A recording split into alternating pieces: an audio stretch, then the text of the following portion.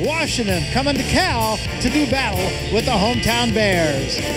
And hello, everybody. I'm Barry Tompkins, my partner, Krista Blunk. And Krista, I think when Cal starts out like they did, 3 losses all on the road, you got to look to senior leadership, and the Bears certainly have that in Alexis Gray-Lawson. Absolutely right. They've had an up-and-down season, but Alexis Gray-Lawson has been her steady, reliable self.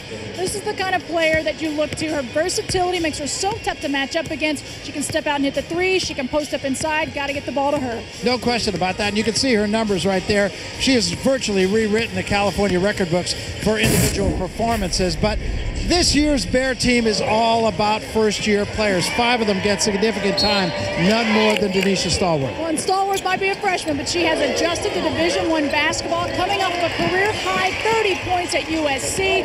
Very tough to match up and guard against. 6'3", steps out, hits the 3. They just want her to do what she's been doing. And the very best thing, of course, about freshmen is that next year they're sophomores. And that's going to be the story for Joanne Boyle and the Bears next year. Certainly going to be an up-and-down year this year. Let's talk about Washington for just a moment. We talk about Denisha Stallworth coming of age. I think the same could be said about Christy Kingma. Yeah, you're right. Washington had some injuries. They needed players to step up, and Christy Kingma's been one of those. Since Pac-10 play start, her shot has been on. She's an all-around player.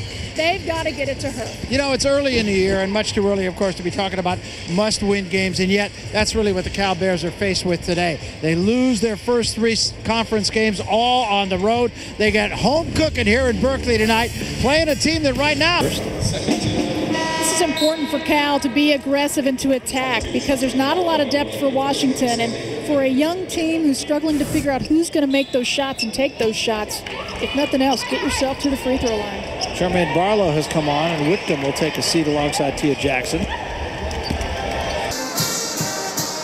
And we welcome you back. Halftime here at UC Berkeley, where the Washington Huskies lead the California Golden Bears by a point, 25-24. I'm Barry Tompkins, Krista Blunk alongside, and Krista, I think defense really the hallmark of the first half, and kind of a seesaw game. One team had it for a little bit, then another team had it for a little bit.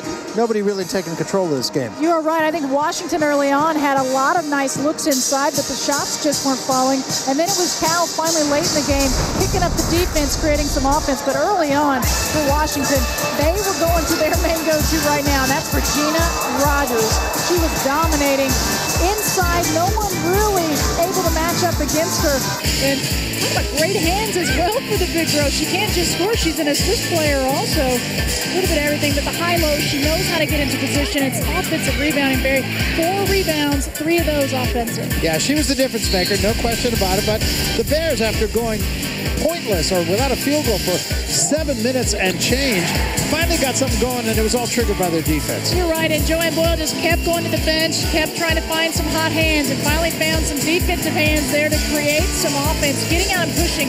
They want to run, they want to push, they've been aggressive, not giving up on things, and able to get a couple of putbacks. The defensive effort paying off, and how about the athleticism of Jennifer Brandon? Defense to offense for her, great hops, and they caught right back up. And here are the numbers at the end of the